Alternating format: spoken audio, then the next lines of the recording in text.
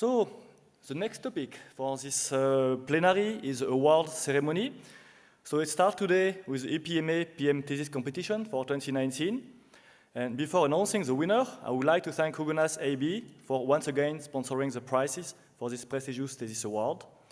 The award will be presented by Professor Zhu after the winner has made a short presentation about his project.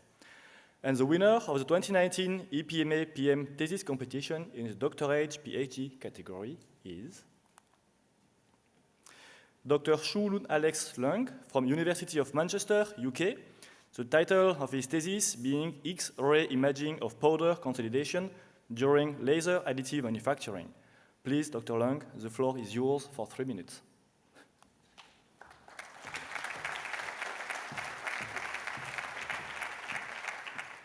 Right, first of all, it's my privilege to be able to present some of my work at this conference. So my name is Chulun Alex Leung. I'm now actually a lecturer from UCL, which is University College London.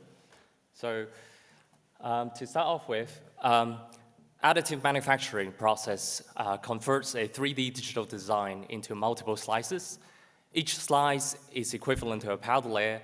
We use a focused laser beam to melt this powder and form 3D parts as shown in the video.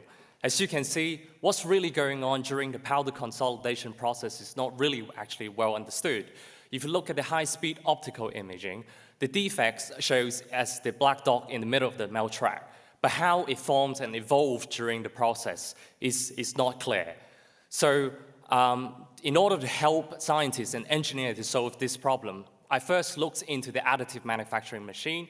Instead of looking at the powder bed surface, I took a slice in the vertical direction and recreated a miniaturized additive manufacturing rig, and that enabled a researcher to put inside a synchrotron radiation facility. So we can use high-speed X-ray imaging to probe the heart of the X-ray laser additive manufacturing process in real time. So here is a typical radiograph, as you can see, with a powder holder that contains the powder, and this is a molten pool. The laser beam essentially rastered from right to left under a flowing argon gas atmosphere under an overhang condition.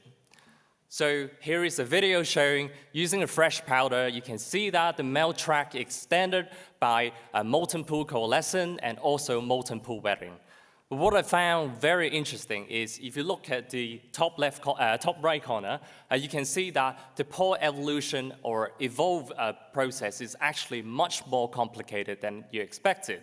So the pores can flow, they can coalesce, they can even burst during solidification process. So what happens if you use a store powder under the same processing condition? You can see that it increases significant amount of porosity, increases the melt depth. But most interestingly, what you can see that from the video is there is a reversal of Marangoni convection. So these pre-existing defects during laser remelting, because of the gas porosity within it, it can actually causes gas expansion, causes spatter formation, resulting in an open pore remaining in the melt track. But not all pre-existing pores can cause these problems. As you can see that the Marangoni convection can actually help recover. And so we needed to investigate more about these type of processes.